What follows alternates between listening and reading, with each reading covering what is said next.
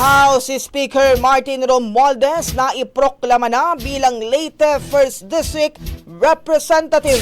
Brigada Jason Del Monte, ibrigada mo! Live report.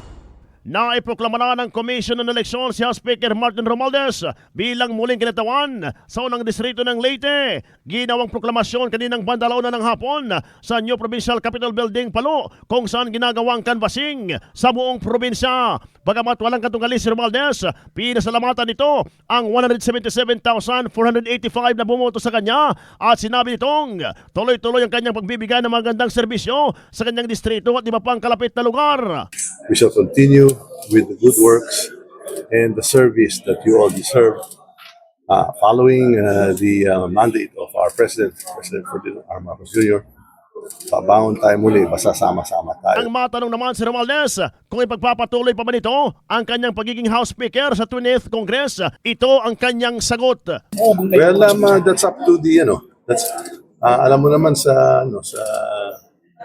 start of the session of 20th Congress, we will reorganize the House, but I am still ready to serve.